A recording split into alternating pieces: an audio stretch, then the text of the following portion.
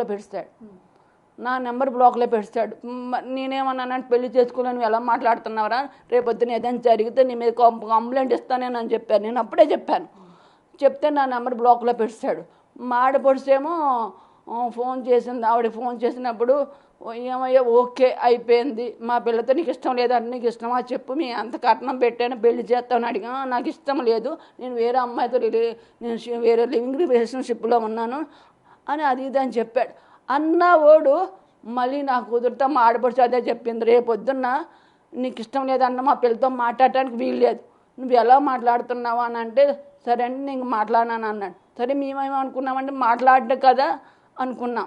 అప్పటికి చెప్పింది తను ఏమన్నా తన పర్పస్గా నీకేమైనా ఇబ్బంది పడితే నువ్వు నాకు ఫోన్ చేయి, కంప్లైంట్ ఇచ్చే మా పిల్ల మీద నేను ఇబ్బంది పెడుతుందని కంప్లైంట్, లేదంటే మాకు ఫోన్ చేయి, మేము అటు తరపు నుంచి మీ తరపు నుంచి మేము చేసుకుంటామని చెప్పి ఆ మాట కూడా వినకుండా వాడు ఏం చేశాడు, దాంతో ఇష్టం లేదన్న వాడు ఏ రకంగా మాట్లాడాడు, వాడు ఏ రకంగా ఇంటికి వచ్చాడు. ఈ విషయం అంతా మీకు మీరు కోమలికి చెప్పారా?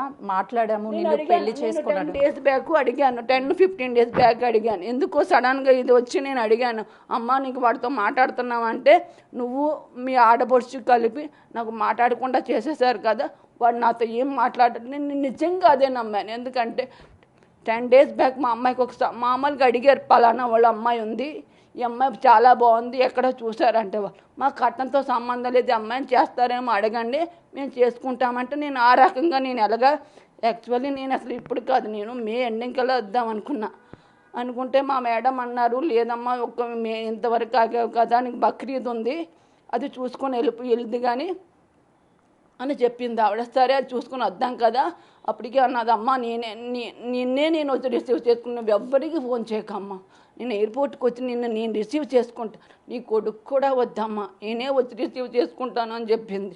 నేను అన్నాను, అమ్మ నేను తాతయ్య అమ్మమ్మ కాడి నుంచి వచ్చాను, నన్ను ఒంటరిగా పంపించారు, ఆ రోజు వాళ్ళే నాకు అండగా ఉన్నారమ్మా, సో కాబట్టి నేను అమ్మమ్మ తాతయ్య దగ్గరికి వెళ్ళి దిగేసి చిన్నమ్మమ్మ చిన్న తాతయ్య కాడ దిగేసి అప్పుడు నేను వాళ్ళు చూసుకొని అప్పుడైతే సరే అమ్మ నా దగ్గరే ఉంటావో నువ్వు వైజాగ్లో ఉంటావో నీ ఇష్టం, కానీ నేను ఎవరిని పిలకమ్మ, నేనే వచ్చి నేను రిసీవ్ చేసుకుంటాను అని అంద. నా కూతురు ఈరోజు నా కూతురు నేను నిజంగా పాడెక్కిస్తానని అప్పుడు అనుకోలేదు. అయ్యదో నా కూతురుని మోసం చేసేసి